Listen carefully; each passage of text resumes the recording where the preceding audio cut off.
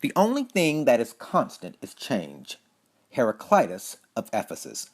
As a child, I remember hearing adults describe individuals who otherwise seemed harmless and benevolent, but in reality possessed some harmful or dangerous character flaw as a wolf in sheep's clothing. I, like most of you, can also remember hearing the proverbial warning, everything that glitters ain't gold, and never judge a book by its cover. All of these, in most cases, are used to describe something or someone that is initially seen or understood as one thing, but in fact may be something very different. As simple or sophomoric as it may sound, this is exactly the image I challenge you to take into the new year. I'm not proclaiming myself to be clairvoyant or prophetic, though I believe such abilities exist and I have experienced both. But for the last couple of months, I have sensed change in the air.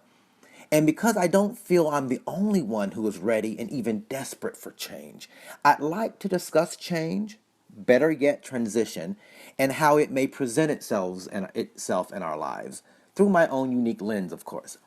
In my last post, I offered the words of Carlton Pearson. You're not in trouble, you're in transition. This is where I'd like to start our conversation today. I want to suggest that we readjust the lens through which we see and interpret our life. Meaning, we must first realize that the power to change, the ability to transition from one metaphorical place to another, is always at hand. In fact, it's in our hands. There is always a possibility for healing, redemption, and higher consciousness that results in a better life. However, it all begins with a shift in perception. If you have ever heard me speak in a variety of settings, it's likely you've heard me mention this before because it's one of the most powerful lessons I've learned in my own life. The ability to see what is happening to you as actually happening for you has the inherent ability and power to offer healing and thereby catapult our lives in ways unimaginable. As Wayne Dyer suggests, if you change the way you look at things, the things you look at change. This is particularly true as it relates to the most painful experiences of our life. I know this is a hard truth and one most of us, me included, don't always enjoy hearing. But I'd like to suggest that you consider or reconsider your most difficult life experiences. I challenge you to embrace the notion that no pain is wasted. In fact, if we can garner the courage to move beyond the self centered defense mechanisms of the ego, we'll find that our most challenging experiences can actually serve a purpose. Yes, indeed, there is purpose and power in our pain. If I can say it simply, don't waste your pain. Don't spend one drop of energy complaining or feeling self pity. Don't spend one precious moment blaming others for anything, even if their actions have offended or hurt you. All of these are ways in which we waste our pain and squander our hardships. Instead, I challenge you to see your circumstances, past and present, differently. Instead, begin seeing your challenges, no matter how painful, as a meeting place between you and the divine. No, we wouldn't have chosen it or voluntarily wanted to endure it, but do envision life's difficulties as an invitation to knowingness. Whatever hardship, past or present, ask yourself, what has this situation taught me about me? What has this situation taught me about life? And lastly, what has this situation taught me about God, the universe, the divine? Every difficulty has something to teach.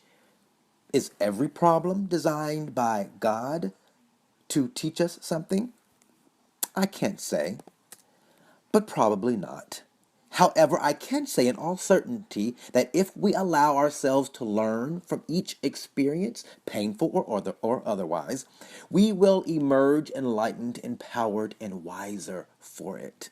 Also, I can witness that, in fact, often what we see as a hardship isn't that at all, but an opportunity designed to teach us, mold us, strengthen us, and lead us to our wealthy place, a place of spiritual, emotional, social, and financial abundance.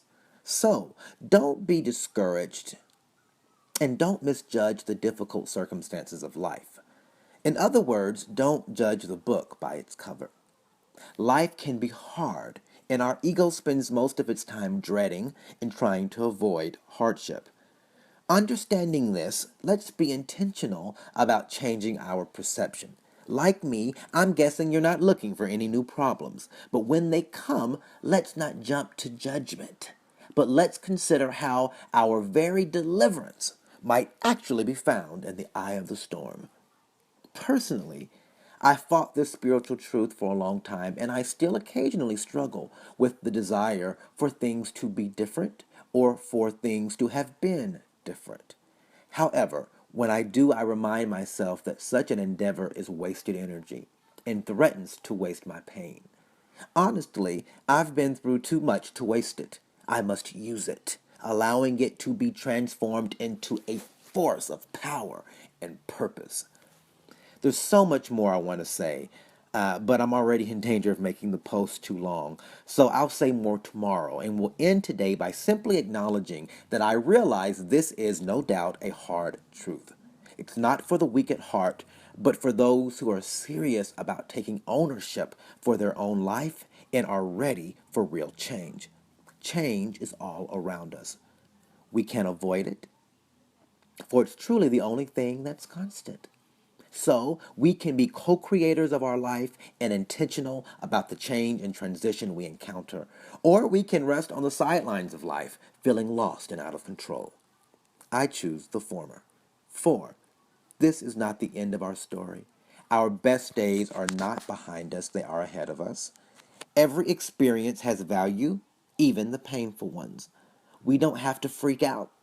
We don't have to panic, but let's make a different choice. Let's be awake and diligent while listening and looking for all of the big things coming. Note, if you're new to the site, it might be helpful to read the first introductory post. Also, feel free to post your questions or comments here, and you can always reach out to me on Twitter at Ray C. Jordan using the hashtag BigThingsComing. Copyright 2014. Happy New Year, and as always, thank you so much for reading and listening.